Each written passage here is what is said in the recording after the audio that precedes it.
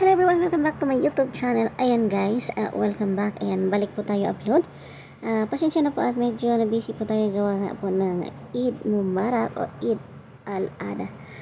So ayan guys, ang katotohanan. Ano nga ba ang katotohanan? Ang sasabi ni Beyonce sa katotohanan ay parang na-curious ang buong mundo. So ayan guys, pag-usapan natin ngayon. Ayan, nakikita naman natin nung nakaraan na nag-outing or nagbanding ang mga Kalingap Angels at talaga naman lahat naman sila ay may kanya-kanyang kwento ng buhay. Syempre tayo, hindi naman tayo talaga pare-pareho ng kwento. Bawat isa ay may sariling kwento, may sariling libro, ika nga. So sa bawat Kalingap Angels ay napahangat din tayo at syempre lalong-lalo na sa ating iniidolong si Beyonce, kasi nga sa pag-amin niya sa kanyang kasalanan na nagawa.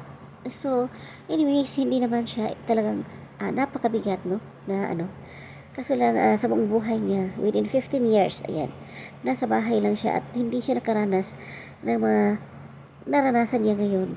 At syempre, nung nakita na siya ng Kalingap, is nag-iba yung buhay niya. Literally, nag-iba talaga kasi syempre, hindi na sila hanap ng mga kung sino-sino yung magpapalabada. Syempre, nandiyan na yung Kalingap. At siguro, time na rin na para ma-enjoy niya ang kanyang buhay dalaga. Kasi, biruan niyo naman, within 15 years, na nandun lang siya palagi. Ang mahalaga ngayon, at hinahangaan pa siya lalo ng mga supporters niya, kasi umamin siya at naghingi siya ng sorry sa kanyang mga magulang, sa kanyang nagawang kasalanan. At ang mahalaga doon ay naiintindihan siya ang kanyang magulang at pinagmamalaki pa rin siya na siya nga yung pinakamabait na bata sa kanyang pamilya. So, yan naman talaga ang importante. Ang bawat mahalaga is, ayan, pamilya ang unang mapagsabihan. At syempre, hindi talaga tayo maglilihim sa ating pamilya kasi siya lang talaga yung totoong nakakakilala sa iyo.